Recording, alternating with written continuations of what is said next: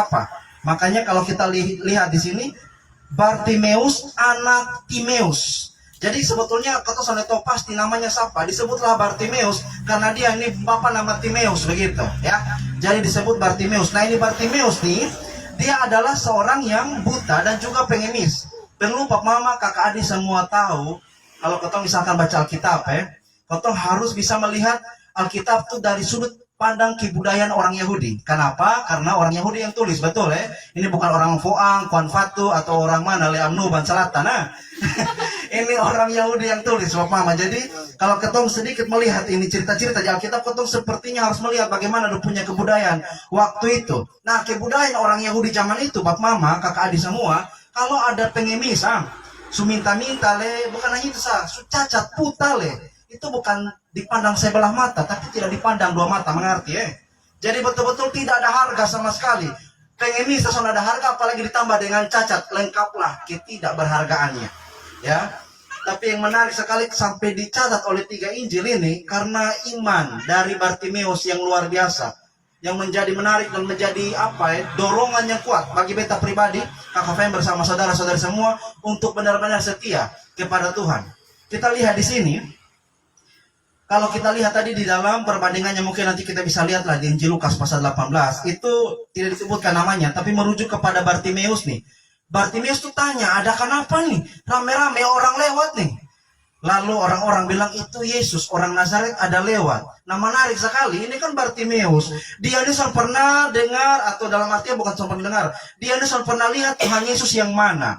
Tidak tahu bagaimana rupa Tuhan Yesus, tapi ketika didengar itu Yesus orang Nazaret, dikatakan di sana, dengar, ini yang menarik, biar dia buta, mah dia sentulina. Dia mendengar, lalu dia memanggil.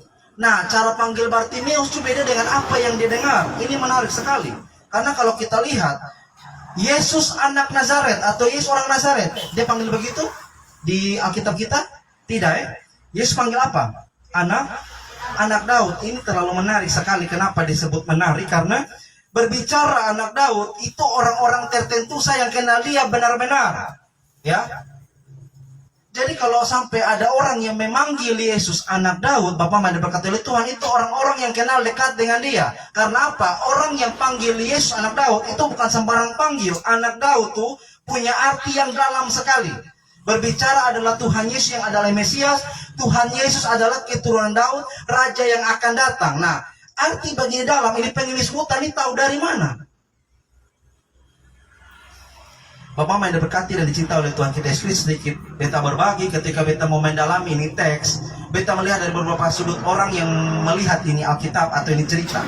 Ada orang yang bilang begini, Bapak Mama, Bartimeus ini buta dari kecil, dia ini mau sembuh. Benar-benar mau sembuh, lalu tibalah waktu itu Tuhan Yesus nama tuh booming. Orang bilang viral begitu. Jadi Tuhan Yesus tuh viral setengah mati. Nah, dia dengar-dengar buta masalah itu ini. Dengar-dengar, Yesus bisa menyembuhkan.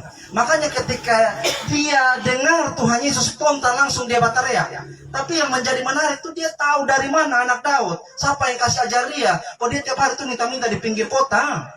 Siapa yang kasih tahu dia?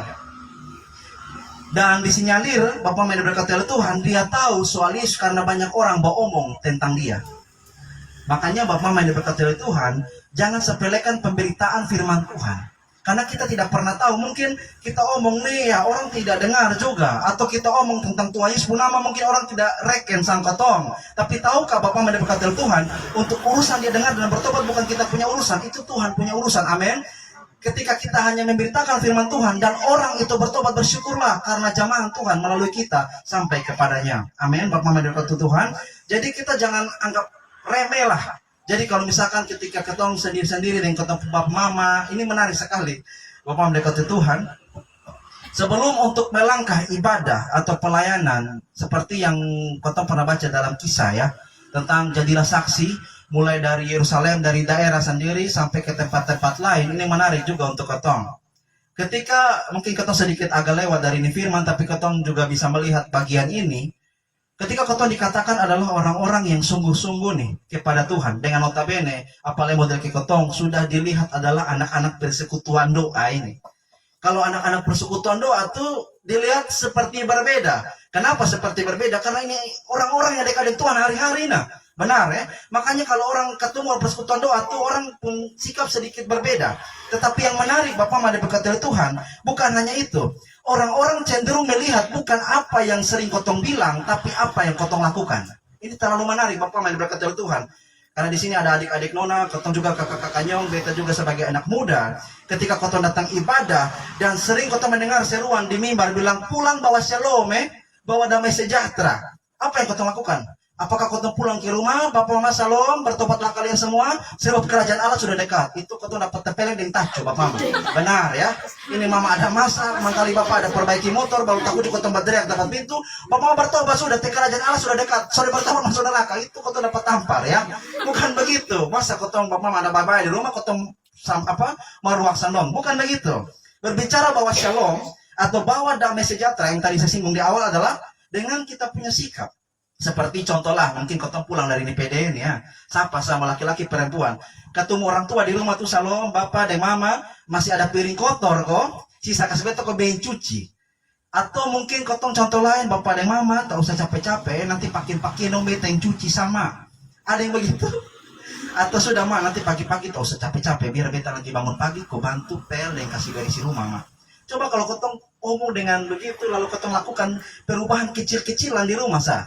Itu tanpa orang dikte lagi. Orang langsung ngomong, puji Tuhan beta punya anak dong rajin-rajin di persekutuan doa, pulang bawa shalom. Nah shalom itu berkaitan dengan kotong tindakan hari-hari di rumah, yang bawa orang damai sejahtera, bukan batu sandungan. Amin ya. Ini kotong harus perhatikan, karena jujur-jujur aja nih Bapak Mama diberkati oleh Tuhan, untuk kotong menjadi orang-orang yang sering ibadah, soalnya menjamin kotong bebas dari dosa, atau kotong bebas dari namanya keinginan daging dan hawa nafsu. Mungkin Bapak Mama atau kotong yang orang dewasa sudah dengar cerita beberapa waktu lalu lah ya. Ini tak usah kotong tutup lagi karena ini subumin tentang orang yang adalah dekat dengan Tuhan, mau jadi pendeta, tapi kotong sudah tahu bahwa dia melakukan kekerasan seksual terhadap anak-anak. Baru dialur lagi yang kita pentempat ini. Itu salah besar sekali Bapak Mama. Dan Bapak Mama tahu, bukan hanya itu. Lalu kita pernah menjumpai kasus pendeta membunuh seorang perempuan. Subunuh habis taruh di karung, baru senyum lagi lihat. Yang bunuh nih pendeta, Bapak Mama berkati Tuhan, bukan orang-orang lain. Nah kau lihat model pendeta, model vikari, sesuatu begitu. Apa lagi kau? Makanya hari-hari harus sungguh-sungguh dari Tuhan Allah. Amin. Bapak Mama berkati Tuhan, ketika kau datang, kau tuh harus tahu tujuan tuh datang sini buat apa. Benar ya? Kalau kau hanya datang duduk-duduk, kalau sontak mau buat apa? Karena mungkin sonde enak kakak nanti sonde beta bisa enak. Minta maaf, kita tidak akan dapat apa-apa. Amin. Tujuan utama datang ibadah itu Tuhan saja. Haleluya. Benar ya? Bukan orang lain. Contohnya beta dulu sedikit berbagi nih. Beta di Gemit Gloria Kayu Putih, Bapak Mama berkati Tuhan, ibadah tuh 2 kali.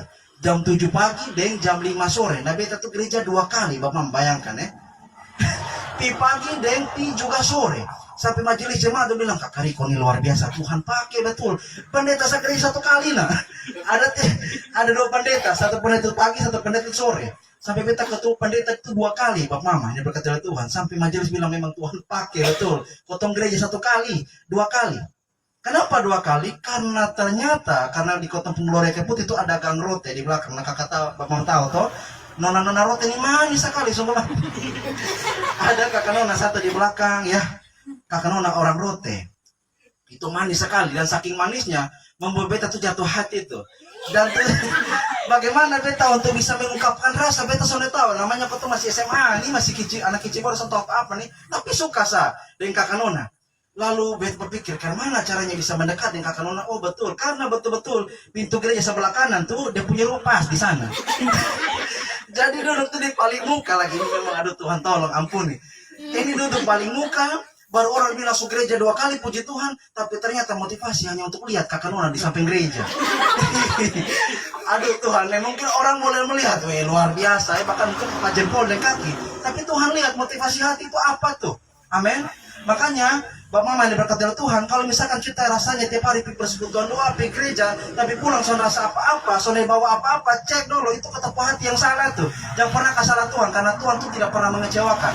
Amin, tidak pernah mengecewakan. Kalau banyak tantangan dan cobaan atau kotong ibadah sepertinya tidak ada rasa apa-apa, cek kita punya hati. Tujuan untuk apa datang sini? Amin. Dan percayalah Bapak Mama dekat Tuhan, kita tidak sia-sia datang ke sini. Bapak Mama tahu, kebahagiaan terbesar dalam ini hidup bukan kita punya banyak uang. Catat ya, uang bisa habis, limitnya tuh terbatas. Apa yang mau kotong punya? Popularitas, terkenal, punya banyak uang, dan jabatan yang paling tinggi pun, kalau kita mati butuh tanah 2 kali 1 saja. Dan itu akan hilang. Yang menjadi pertanyaan tuh kita mati kemana nih? Iya toh? Dan kematian itu tidak hitung umur. Siapa saat Tuhan panggil-panggil. Pastikan sebelum kita mati kita tahu kita punya jaminan keselamatan itu siapa. Amin. Dan saya bersyukur sekali kalau Bapak Mama sudah pengertian yang benar, punya iman yang kuat kepada Tuhan Yesus. Tuhan Yesus katakan ketika kita mati nanti, kita pasti diselamatkan olehnya. Amin.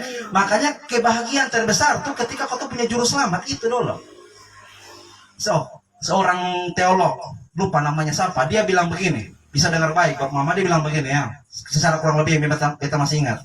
Bayangkanlah kita nih dalam satu tempat yang indah sekali. Penuh makanan yang kita suka. Tidak pernah ada bencana. Selalu orang datang untuk puji kita. Tidak pernah ada namanya konflik. Tidak pernah ada namanya duka cita. Selalu bahagia dan senang terus karena punya banyak kelimpahan. Tapi pikirkanlah ini. Jika kita punya semuanya tanpa kita punya Yesus, itu adalah sia-sia. Amin. Bagaimana kalau kita berpikir kita punya seluruh dunia dan kita kehilangan nyawa kita? Coba pikirkan itu, Bapak Mama berkata Tuhan. Kau boleh jadi presiden contoh lah. Tapi kalau kau mati, apa yang akan menjadi penolong bagi kita? Yang menjadi penolong bagi kita adalah Tuhan kita, Yesus Kristus. Dan yang kita kembali lagi kepada Alkitab, Bapak Mama berkata Tuhan. Dengar nih, terlepas dari pandangan orang, Bartimeus tahu dari mana? Intinya Bartimeus itu sepertinya sudah kenal dekat dengan Tuhan Yesus. Dan Bapak Mama tahu, orang-orang yang olok-olok dia itu disinyalir orang-orang yang dekat dengan Tuhan. Makanya yang menarik sekali, poin kedua yang kita mau bahas adalah jangan sampai penghalang terbesar untuk orang dekat dengan Tuhan bukan orang berdosa, tapi orang-orang dalam gereja, dalam persekutuan doa. Mengerti kan? Jadi sepertinya kita selalu menjadikan diri kita ini adalah orang yang paling benar, sementara orang-orang yang kita pernah tidak lihat di persekutuan doa itu orang yang paling berdosa sudah. Belum tentu juga. Bartimeus ini seorang yang tidak dipandang ya. Kalau mungkin ada bagian yang lain tentang perempuan Kanaan yang percaya. Anaknya itu kerasukan. Lalu orang-orang bilang dia itu kafir karena dia itu bukan orang Yahudi dan sebagainya. Tapi dia tuh yang kenal Tuhan Yesus lebih dekat, anak Daud nah. Sungguh mati, ya. Kita melihat di sini Bartimeus yang disepelekan bahkan tidak dipandang 2 mata bisa kenal Yesus dengan dekat. Itu menarik sekali. Makanya Bapak Mama berkata Tuhan, jangan pernah puas ketika kita ada di dalam Tuhan. Seperti perlombaan begitu tuh. Kotong jangke tentang ibadah dan selesai dan puas. Tapi bukan hanya itu, kotong terus untuk bukan hanya tentang ibadah, tapi minimal kotong lakukan dia punya firman. Lebih menarik lagi. Bapak Mama berkata Tuhan. Dan kita melihat di sini, ketika dengar, panggillah Tuhan Yesus. Kita mau bayangkan begini. Kalau misalkan kotong sekolah minggu, dulu kakak-kakak sekolah minggu bilang begini. Itu model kayak ada pawai besar begitu, orang terlalu banyak, dan zaman itu belum ada mic atau sound system. Orang masih omong apa adanya. Jadi kalau kita bayangkanlah, mungkin kita bawa kita punya realitas. Ada Pak Presiden di lapangan Sitar dan terlalu banyak orang. Baru belum ada sound system. Baru kita nih posisinya adalah buta. Subuta le pengemis le, tidak dipandang orang waktu itu atau zaman kita mungkin kita lihat Pak Presiden. Orang tidak pernah pandang kita. Lalu di situ tuh kita mau bertemu dengan presiden karena kita tahu presiden bisa menyembuhkan kita. Contohnya, posisi Bartimeus ini menarik sekali karena dia sudah tahu Tuhan Yesus yang mana. Begitu banyak orang satu-satunya cara yang dia bisa lakukan supaya dia dapat dekat dengan Tuhan Yesus adalah berteriak. Itu sah. Ya, apa yang dia mau lakukan? Dia mau pilih Tuhan Yesus. Orang terlalu banyak yang lebih menantang dia karena dia tidak bisa lihat Tuhan Yesus yang mana. Dia hanya bisa berteriak saja. Dan kita melihat ketika Bartimeus berteriak itu yang seperti kita bilang tadi, orang suruh dia diam. Diam karena lu nih siapa lu nih? Lu jangan hanya bikin batas sibuk di sini. Ini menjadi pelajaran penting bagi kita, adik-adik, kakak-kakak semua, Bapak Mama berkata Tuhan. Dalam pengiringan kita akan Tuhan, percayalah akan ada momen di mana kita mengikuti Tuhan itu dengan banyak tantangan dan desakan. Soalnya seindah yang kau kira hari-hari. Percayalah. Banyak tantangan dari mana? Mungkin bisa dari keluarga juga. Mungkin bisa dari orang-orang dekat, atau mungkin orang-orang yang melihat kita adalah orang-orang yang mungkin contohnya adalah orang yang tidak benar, dan mereka katakan bahwa kita ini adalah orang-orang yang sebetulnya hanya omong kosong saja. Dari banyak orang penilaian, ketika kita ikut Tuhan, ada tantangan-tantangan boleh seperti itu. Nah, ketika kita datang kepada Tuhan lalu orang tantang kita, apa yang kita lakukan? Oh, sudah orang tantang-tantang beta, nah biar beta di rumahku tidur sah. Begitu kok? Atau seperti Bartimeus, orang pukul tidak pukul, mungkin disinyalir dia tuh diinjak Pak Mama ya, orang terlalu banyak, pukul dia nih. Tapi kita melihat Bartimeus tidak sedikit pun mengurangi suaranya, tapi terus tambah berteriak kepada Tuhan Yesus. Nah, makanya beta berbagi sedikit. Ada satu momen di mana beta mau tolak pelayanan Pak Mama. Di bulan Februari, beta masih ingat benar di ini tahun, waktu masih hujan-hujan besar kayak model begini nih. Ada satu persekutuan doa di Penfui, minta kakak tolong untuk bawa firman di jam 7 malam. Nah itu kan setiap hari hujan toh, Bapak Mama diberkati oleh Tuhan. Dan puji Tuhan, beta berdoa Tuhan semoga ini malam sampai hujan. Dan benar, ketika hujan deras dari siang sampai jam 4 tuh hujan berhenti. Waduh Tuhan tolong Tuhan, biar sampai sana berhujan juga ya Tuhan. Dan puji Tuhan hujan sampai ada lagi. Di jam 5 sore dan beta siap-siap jam 6 beta jalan. Dan Bapak Mama diberkati Tuhan ketika jam 6 jalan. Dulu kalau Bapak Mama pernah lewat TDM, jalan TDM tuh, itu kan dulu jalan masih rusak ya. Jalan masih parah dulu waktu itu. Nah beta pun dulu tuh pakai motor Revo waktu punya ya. Biasa disapa dengan RKK, Revo Kincang Kupang. Apalagi zaman dimana Revo beda, nah itu paling bangga sekali bawa Revo ya. Jadi waktu punya Revo, Pak pinjam motor Pak, mana? Di pelayanan Pak. Oh kalau pelayanan oke. Waktu kasih motor Revo kesayangan untuk pakailah ke ibadah.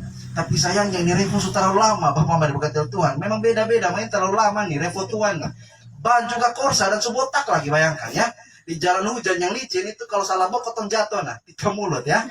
Jadi pakai motor Revo, lihat keadaan motor aman, jalanlah lewat TDM tuh. Karena mungkin bensin takut habis di jalan, isi bensin lah di Pertamina TDM.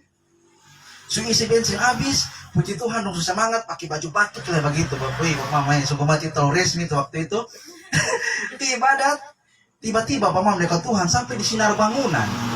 Setelah Pertamina tuh, ban seoleng ini mah di belakang. Ban seoleng ini, kenapa nih? Jalan-jalan terus sampai di cabang ini futsal yang Indah Futsal tuh. Beta turun, beta lihat ternyata ban pecah. Sementara tondok-tondok ban pecah, tiba-tiba hujan datang deras, Bapak Mama kata Tuhan. Itu tuh 6:30 tuh. Hujan deras datang hantam, ini sana pakai permisi lagi. Ban pecah, lihat-lihat takut hujan deras, soalnya bisa untuk menepi dan berteduh dulu. Dan akhirnya subasa kuyup, Bapak Mama kata Tuhan. Ban pecah di TDM, menuju Penfui ini belum apa-apa buat TDM nih. Ban pecah dan subasa kuyup, pakai batik lagi, warna ungu, bayangkan ya. Wah itu sudah jadi apa tuh? Jadi beta berpikir, sudah beta berhenti. Sahabatnya kasih tahu aku batal suku ini subasa kuyup begini nih. Baru pakai sepatu pantofel lagi, bayangkan. Aduh, itu dia perasan enak sekali Bapak Mama yang berkata Tuhan Yesus hujan basah kuyup dan ban pecah. Lalu apa ya? Hati ini dorong sekali untuk pergi saja. Beta boleh pikir-pikir ya. Pergi kosonde. Kamu nanya, bukan ya? Tadi kamu nanya, pokoknya pergi kosonde dorongan kuat, pergi saja. Nah beta berpikir, pergi ini ke mana? Ban pecah ini baru subasa kuyup ini, aduh. Tapi memang harus pergi. Ini, Mama bayangkan, beta pikir-pikir sampai motor yang beta bisa pinjam dekat-dekat sini, tidak ada, Mama. Yang ada tuh dekat di Taman TGP sana. Ada kawan yang kerja di klinik situ, dan beta bisa pinjam dia punya motor. Sudah hujan basah, beta sempat dulu ke sebelah sana. Tabrak sudah, Mama di hujan sampai ban pecah nih. Geleng begini. Wih, itu motornya foto beta paksa sama Mama Beta udah film beko, beta kan badan besar begini gitu. Aduh, dia pelek nih, takut beko, Tuhan tolong, Tuhan jangan rusak. Intinya pelan-pelan sampai di Taman TGP nih untuk ambil motor. Sampai di Taman TGP, beta kontak kawan, tolong dulu beta pinjam motor, sudah lambat, ini semua jam 7 nih. Lalu, oh iya, suki luar begini, baru kau bilang, ini motor nih, baru buka saya di jok motor, ada mantel hujan. Ada mantel hujan karena posisi beta subasa nih. Mau pakai mantel hujan untuk apa lagi? Maka daripada itu, Bapak dekat Tuhan, biar coba usah pakai mantel hujan, taruh saya itu mantel, beta pilih basah kuyup. Pide basaku memang itu rasa Tuhan. Itu memang Tuhan yang tolong beta, Bapak Mama. Kalau bukan Tuhan siapa, mungkin setan. Nah, setan akan bikin ketong begitu. Tuhan taruh kekuatan dan sukacita yang besar ketika hujan besar dengan motor yang sudah pica bekas tinggal dengan orang pemotor, tapi terus menyanyi glory glory haleluya di jalan. Glory glory haleluya di tengah-tengah hujan nih, pipen fui malam itu. Dan beta melihat bahwa ini kalau bukan Tuhan siapa nih? Tuhan yang tolong, bukan beta pengkuat nih. Tuhan yang tolong beta untuk beta maju karena Tuhan yang panggil. Makanya Bapak Mama yang berkata Tuhan tidak usah dikte Tuhan Allah tentang Bapak Mama kehidupan. Dia paling kenal kita, amin. Bahkan kalau mau dibilang Tuhan tuh terlalu kenal kita, lebih daripada kita pun diri ini kenal kita punya diri sendiri. Ada yang bisa deskripsikan diri sendiri, beta ini adalah orang yang rajin, suka menabung, soalnya melawan orang tua, tapi kalau misalkan bagaimana, diam sah. Mungkin ketuanya sebatas itu. Tapi pernahkah tidak kita berpikir kadang, kenapa beta ini begini? Kadang-kadang marah, kadang-kadang baik, kenapa ya? Kau pun diri saya kan langsung kenal, kau pun diri. Tapi Tuhan tuh terlalu kenal kita. Makanya kalau Bapak Mama diberkati oleh Tuhan datang kepada Tuhan, tak usah dikte Tuhan Allah dengan berbagai macam pertolongan permohonan. Itu boleh saja kita sampaikan. Tapi jangan seakan-akan Tuhan itu tidak tahu kita pun kebutuhan. Amin. Tuhan tuh terlalu tahu. Datanglah kepadanya dengan pujian, sanjungan, hormat. Baginya seperti Bartimeus, kita lihat dulu. Ketika ya Bartimeus semakin keras berteriak, teriakan Bartimeus menghentikan langkah Tuhan Yesus. Terlalu sangat luar biasa Bapak Mama dari Tuhan. Ini hanya berbicara iman yang besar saja atau iman yang benar. Kalaupun bukan iman yang besar, tapi setidaknya iman yang benar lah. Seperti almarhum Pendeta Bigman Sirait pernah bilang begini. Iman yang besar, ya, iman yang besar itu adalah iman yang mampu memindahkan gunung. Itu iman yang besar. Tapi iman yang benar adalah iman yang tetap percaya sekalipun gunung tidak berpindah. Amin. Seperti Bartimeus kita lihat ya. Dikatakan di sana, dulu di pinggir jalan berteriak, orang suruh dia diam, tapi semakin keras ia berseru, anak Daud kasihanilah aku. Itu teriakan menghentikan langkah Tuhan Yesus, dan dikatakan di sini Tuhan Yesus datang dan suruh orang-orang itu panggil, datang menghadap Tuhan Yesus. Panggillah dia memanggil engkau. Kalau kita lihat di sini Bapak Mama yang berkata oleh Tuhan, dikatakan itu ketika seruan Bartimeus kepada Tuhan Yesus, dia mendahului dengan anak Daud nih, ya. Artinya sapaan hormat yang begitu dalam kepada Tuhan Yesus, lalu disambung dengan kasihanilah aku. Ini dua kata ini menarik sebagai gambaran bahwa ketika Bartimeus berdoa, memohon pertolongan, dia soalnya langsung kasihanilah aku. Yesus tolong beta dulu. Tidak. Anak Daud, Allah yang besar, Tuhan pencipta segala sesuatu, Allah yang layak dipuji, layak disembah. Engkaulah Allah yang benar, kasihanilah aku. Jadi Bartimeus pun sistem itu datang dengan penyembahan dulu, dengan apa? Hormat kepada dia. Bukan serta-merta datang ke Tuhan Yesus langsung lapor semua masalah kepada dia. Bapak Mama yang berkata Tuhan, ingatlah Tuhan Yesus adalah Allah yang kita sembah. Amin. Tuhan dan Raja, Juru Selamat bagi kita. Adalah sepantasnya kita memberi pengagungan yang besar kepada dia. Bukan semerta-merta kita jadikan dia tuh kita pun Satpol PP selalu ada di saat kita butuh. Tidak seperti itu. Kalau sampai begitu, siapa yang sembah siapa sekarang? Kita yang menyembah Tuhan atau Tuhan sembah kita? Harusnya yang menjadi poin inti adalah di mana-mana kita yang sembah dia.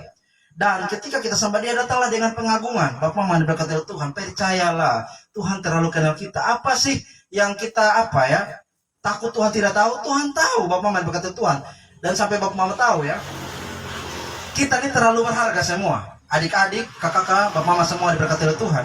Tahukah kita tuh Alkitab beri kesaksian, kita diciptakan segambar dan serupa dengan dia. Salem dan Demut, segambar dan serupa itu bukan berbicara fisik. Kotok rambut keriting, rambut panjang, kulit hitam, kulit putih, bukan. Segambar dan serupa itu merujuk kepada kotok punya sifat-sifat dia. Binatang tidak punya sifat seperti Allah. Tumbuhan tidak punya. Kita punya sifat seperti dia. Walaupun kita bukan maha, tapi kita punya sifat seperti dia. Allah maha pencipta. Kita juga adalah orang yang bisa mencipta, tapi bukan maha pencipta seperti Allah. Artinya kita tuh punya sifat-sifat seperti Allah. Dan kita terlalu berharga. Dan Bapak Mama berkata Tuhan, saking berharganya, kalau Bapak perhatikan, kita pun sidik jari di 5 jari ini beda semua. Dan ketika Allah cipta kita, siapalah, mungkin ada adik nona, ada kakak nyong semua, tahukah kita, contohnya beta lah. ketika Allah menciptakan melalui rahim sang ibu dan beta lahir di dunia, percayalah beta ini satu-satunya di dunia, the one and only, satu-satunya, beda dengan yang lain. Kalau dealer Suzuki, dealer Honda, kasih keluar itu sama semua, benar ya. Tapi kalau Allah menciptakan kita itu berbeda dengan yang lain. Kita terlalu berharga. Tidak ada manusia yang sama seperti kita. Di miliaran manusia di muka bumi ini, tidak ada yang sama seperti kita. 5 jari, sidik jari berbeda. Itu menandakan apa? Tuhan cipta kita begitu detail dan sangat sempurna. Nah, kalau kita yang begini berharga saja, Tuhan tahu. Apatah lagi masalah teteh bengek, Bang Mama soal apa? Makan minum hari-hari, Tuhan tahu. Tetapi yang menjadi menarik, bukan kita hanya datang kepadanya dan berdoa, tapi kita juga mau memakai karunia yang Tuhan beri berupa kekuatan, akal budi, tenaga semua untuk kita bekerja demi hormat dan kemuliaan bagi namanya. Dan kita lihat di sini, datang dengan pengagungan kepadanya, menghentikan langkah Tuhan Yesus. Lalu Tuhan Yesus bilang begini, Bartimeus, apa yang mau supaya bebot bagi lo? Dalam kata-kata di sini adalah apa yang hendak, ya, kau kehendaki supaya aku perbuat bagimu. Bartimeus menarik di sini. Dia hanya minta apa? Rabuni, supaya aku dapat melihat. Tetapi jauh sebelum dia memohon pertolongannya itu, kita lihat di sini, satu hal yang Bartimeus lakukan. Sebelum datang kepada Tuhan Yesus, ayat 50, kita lihat apa yang dilakukannya. Lalu ia menanggalkan jubahnya, ia segera berdiri dan pergi mendapatkan Yesus. Kenapa Bartimeus mau lepas dia punya jubah, baju yang dia pakai?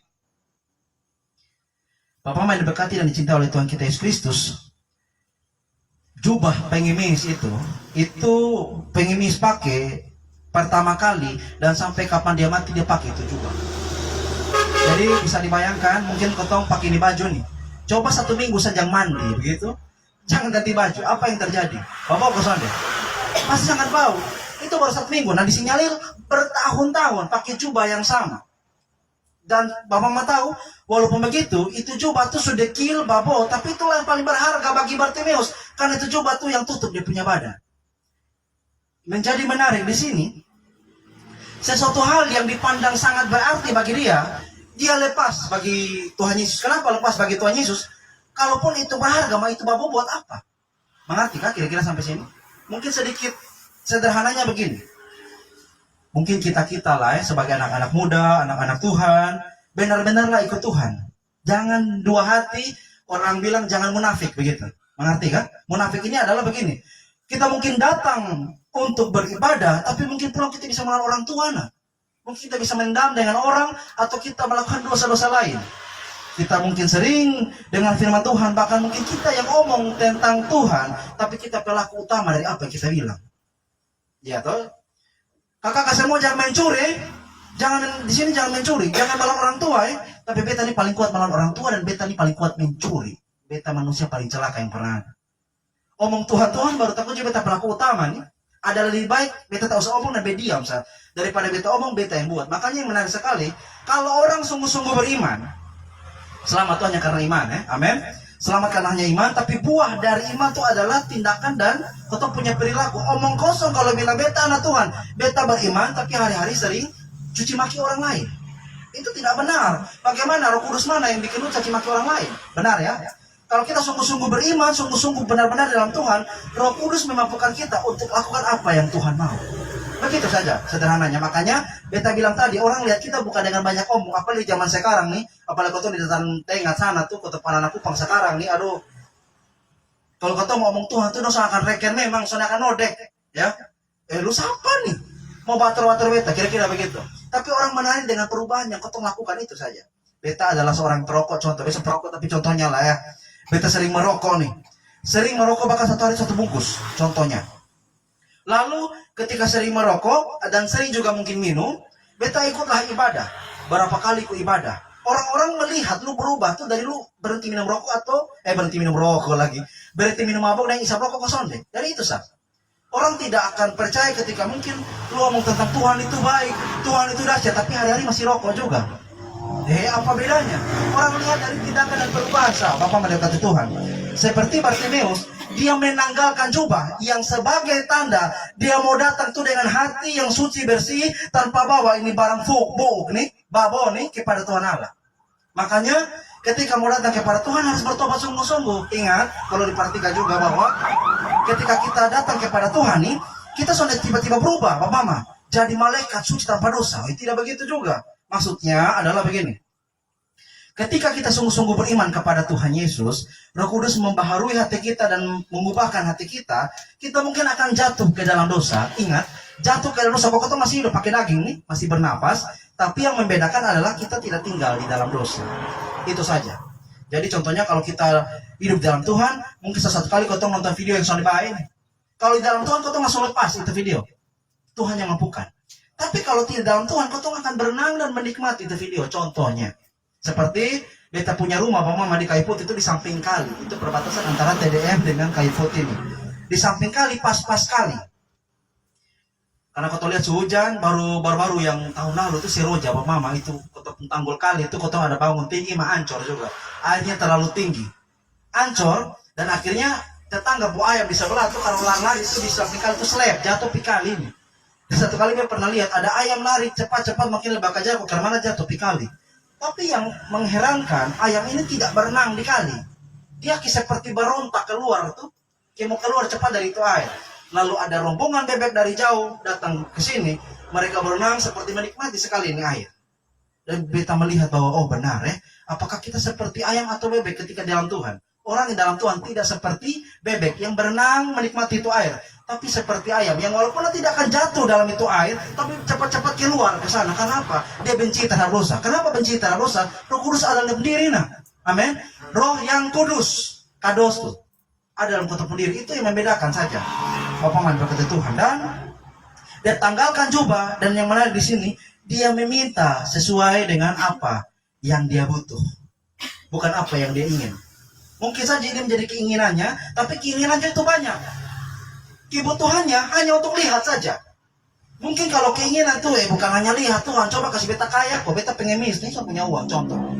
Atau beta bisa diberi popularitas, karena beta dihina-hina Tuhan. Suka ketemu Tuhan Yesus nih, yang dianggap, atau bahkan saking banyaknya orang-orang dengar Tuhan Yesus soal mujizat, orang menganggap Tuhan Yesus seperti jin Aladin. Hanya mau mujizat saja. Padahal Tuhan tidak pernah mau melakukan mujizat terlalu banyak daripada firman Tuhan. Makanya firman Tuhan terlalu banyak yang Tuhan Yesus lakukan di sana. Di sini, ketika Tuhan tanya, Bartimeus mau apa? Rabuni, supaya aku dapat melihat. Hanya dapat melihat saja. Bapak mandi berkata Tuhan, tidak minta kaya, tidak minta apapun. Tapi, supaya aku dapat melihat. Ketika omong begitu sekali, Bartimeus, imanmu telah menyelamatkan engkau. Dan seketika itu juga, Bartimeus melihat. Menarik ya, Tuhan, seperti beta bilang tadi, Bapak Mama, kakak adik semua ini berkata Tuhan terlalu kenal kita. Tuhan lebih senang memberi kita tuh, kita punya hal yang kita butuh dari apa yang kita ingin. Karena yang kita ingin itu belum tentu apa yang kita butuh.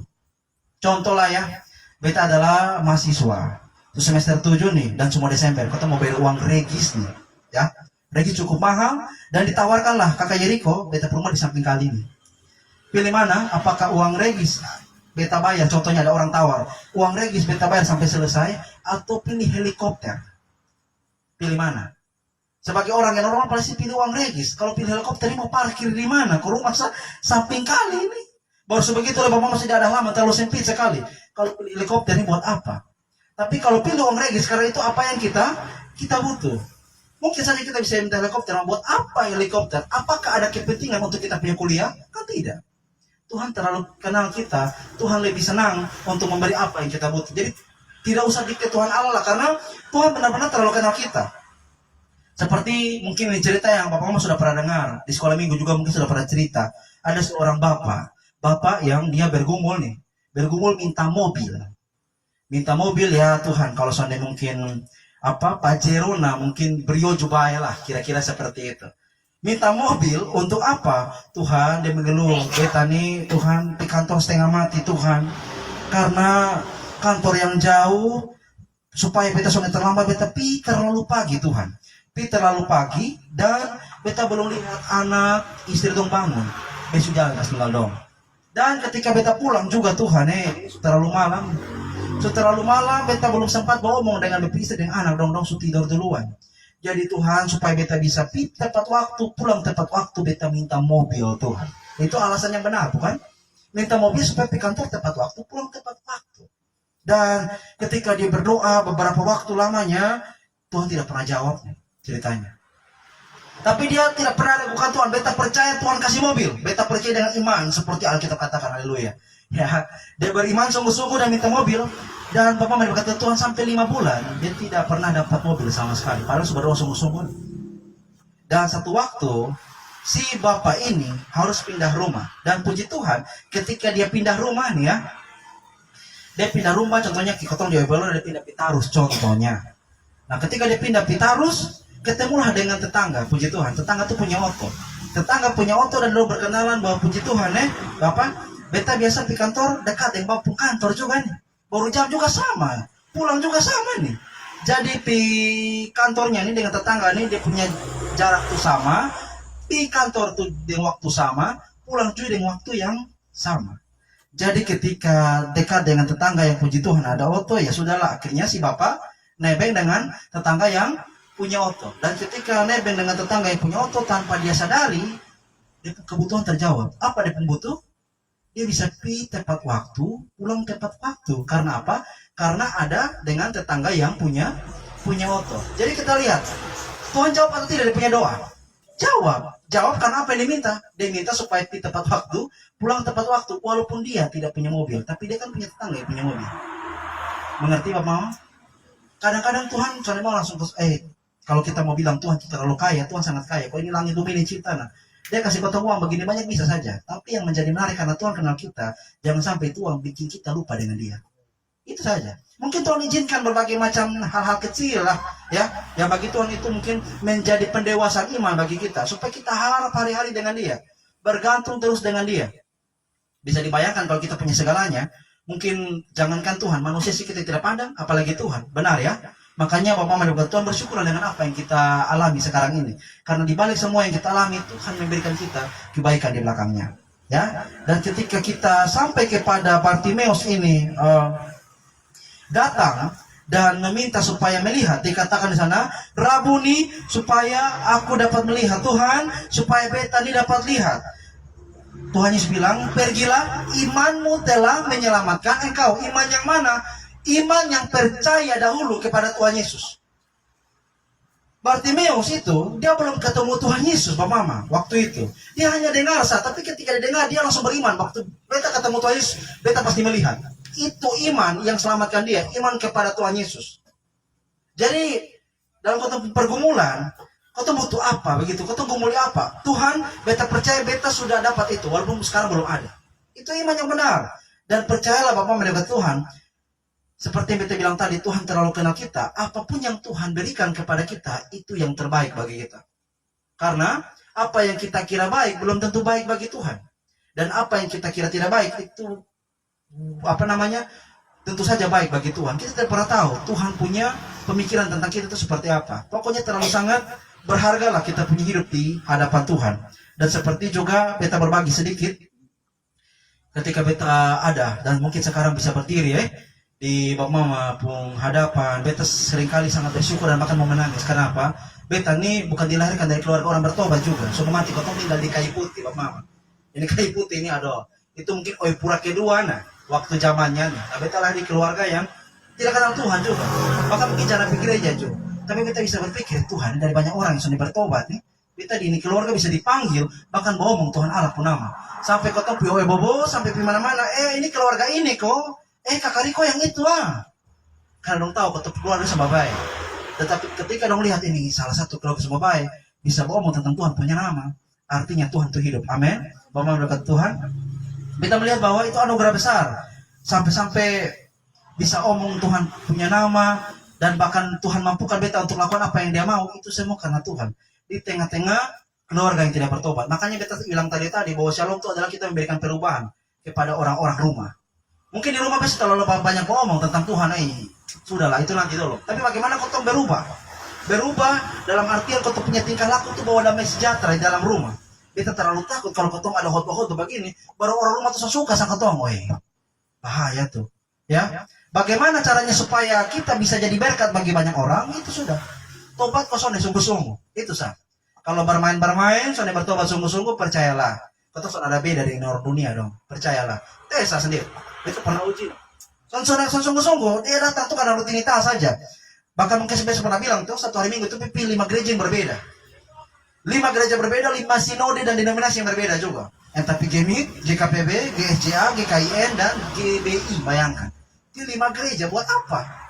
Tapi karena ujung-ujungnya saya bertobat sungguh-sungguh, sudah ada dampak apa-apa. Hanya bikin capek-capek diri saja. Belajarlah dari Bartimeus, Bapak Mama, kakak adik semua. Ketika mungkin kau datang kepada Tuhan, jangan sampai hal kecil itu menghalangi kita. Kenapa? Karena Tuhan itu terlalu sayang kita. Kalau mau dibilang sedikit berbagi sebelum beta akhiri, kita semua tanpa terkecuali siapapun kita di dalam tempat ini, bahkan mungkin di dunia, adalah orang-orang yang pantas mati, pantas binasa semua.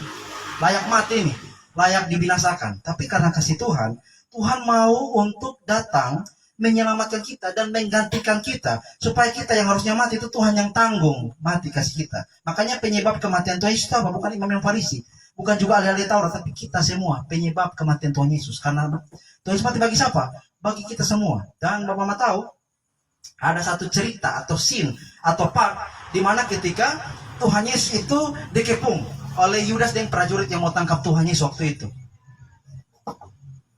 Ketika mungkin beta sudah lihat ayat, tetapi mungkin kita tahu itu cerita ya. Ketika saat mau penyaliban Tuhan Yesus, Yudas datang dengan prajurit, lalu ketika datang mau tangkap sang Tuhan Yesus nih, lalu salah satu mungkin Petrus su emosi, potong salah satu prajurit pun telinga, akhirnya putus dan Tuhan Yesus pegang telinganya, lalu telinganya sembuh. Lalu Tuhan Yesus kusu-kusu di Petrus, bilang, Petrus, jangan sangka beta sudah bisa panggil lebih daripada 12 pasukan malaikat untuk basmi sandong. Dikatakan apa?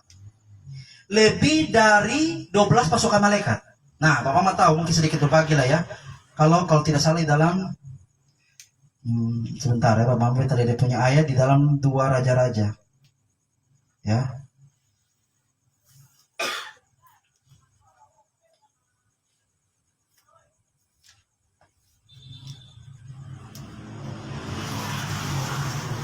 Kalau kita melihat ya, kalau ini Yudas datang waktu itu, disinyalir Bapak Mama, dia datang tuh dengan 150 orang. Mau tangkap Tuhan Yesus ya. Lalu Tuhan Yesus bilang di Petrus, Petrus jangan sangka beta sudah bisa panggil lebih daripada 12 pasukan malaikat untuk kasih habis dong. Tapi menjadi kurangnya kita ambil 12 pasukan malaikat sah.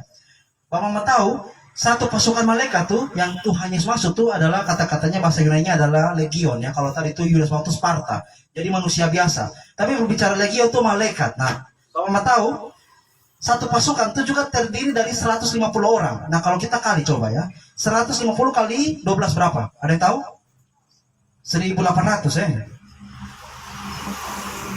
25. Sebentar ya. Kita lihat cari depo air dulu. Oke.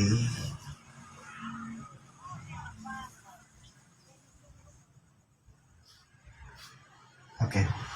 Bang mau tahu ya, kalau kita coba hitung-hitungan sedikit ya. Adik-adik semua mungkin ada matematika yang bisa bantu. 12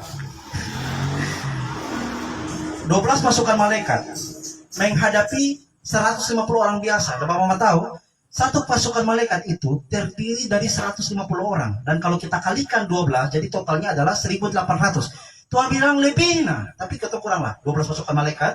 1.800 malaikat menghadapi 150 orang. 150 orang ya menghadapi 1.800 malaikat. Satu orang mesti berhadapan dengan berapa malaikat? Mangkali bisa 100 malaikat ya. Bisa 200 malaikat. Satu orang berhadapan mungkin 500 malaikat contohnya. Dan Bapak Mama tahu, satu malaikat bisa bunuh berapa orang? Kalau kita lihat di dalam 2 Raja-Raja. Mungkin kita bisa lihat ayat, supaya kita tahu. 2 Raja-Raja 19 ayat 35. Atau satu orang bisa baca lah. Mungkin salah satu bisa baca. 2 Raja-Raja pasal 19 ayat 35. Yang sudah dapat langsung baca ya. 2 Raja-Raja pasal 19 ayat yang kelima. 35 kan? Ayat yang ke-35. Ya. Maka pada malam itu keluarlah malaikat Tuhan, lalu dibunuhnyalah 185.000 orang di dalam perkemahan Asyur. Keesokan harinya pagi-pagi tampaklah semuanya bangkai orang-orang mati di lapang. Dikatakan berapa kakak? Tadi kita lihat dibunuhnyalah 185.000 orang. Itu lebih dari orang-orang di kota Kupang. Bapak bayangkan. Satu malaikat bisa bunuh 185.000 orang. Itu satu malaikat. Nah kalau 1.800 malaikat bisa bunuh berapa orang?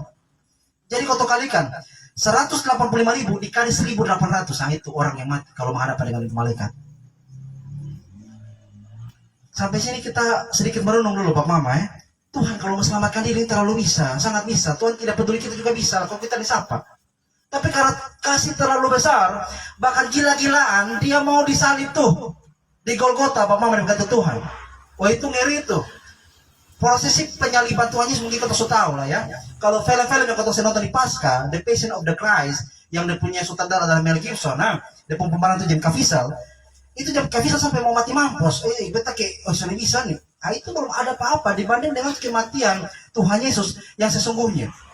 Minta maaf mungkin sedikit kasar, tapi kalau kita lihat Tuhan Yesus tuh, Bapak maka kakak adik semua, ketika dia itu mau disalib, kan dia disiksa tuh.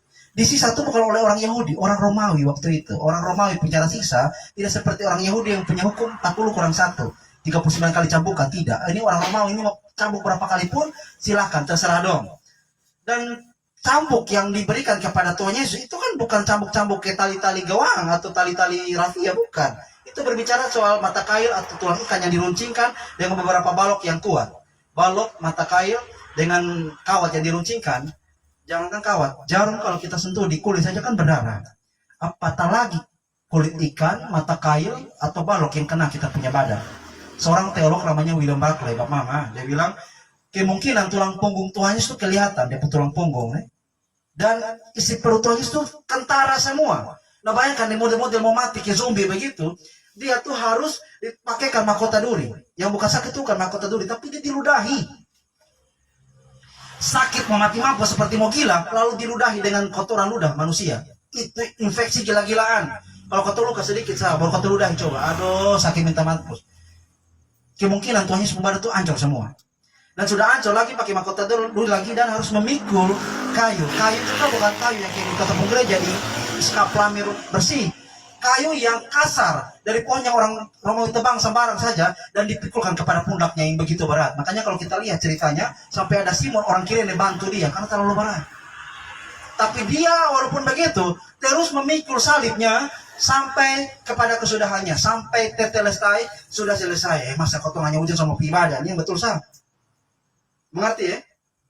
Jangan gara-gara apa? Sekarang nih sudah ada motor, mungkin bagi beta pribadi merenungkan. Intinya ada motor mau di mana sah? Tuhan panggil gas nah. Merenungkan Tuhan pun kasih dulu. Jangan main gila. Kotong kalau tanpa Tuhan Yesus kotong mati nih. Kotong di neraka selama-lamanya. Tuhan terlalu baik sang kotong Bapak Mama. Terlalu sayang kita. Apa yang tidak kasih? Tidak peduli dengan uang dan tidak bengek. Asalkan jaminan keselamatan. Itu yang paling penting yang kita harus tahu.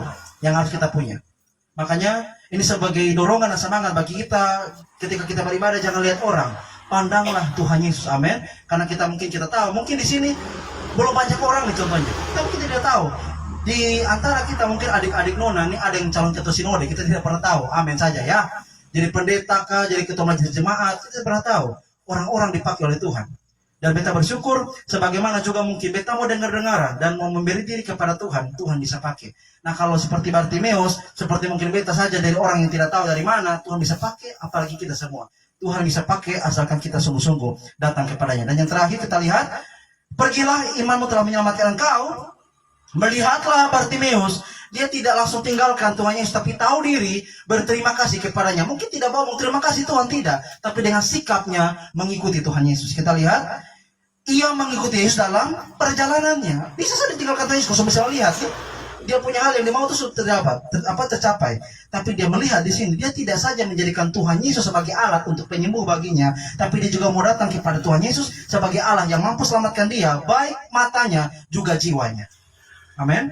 Bapak yang berkati Tuhan, kalau bicara soal penyembuhan di dalam Alkitab atau kitab Injil, ini semua habis. Orang-orang semua mati semua nih. Tidak ada yang hidup lagi. Tapi bagaimana mereka bisa diceritakan? Karena mereka punya iman yang besar yang menjadi teladan bagi kita. Maukah kita sungguh-sungguh datang kepadanya dan bertobat kepadanya? Tuhan memberkati kita dengan firman-Nya. Amin. Ya, kembalikan kepada Kakak. Kita berikan kepada Tuhan.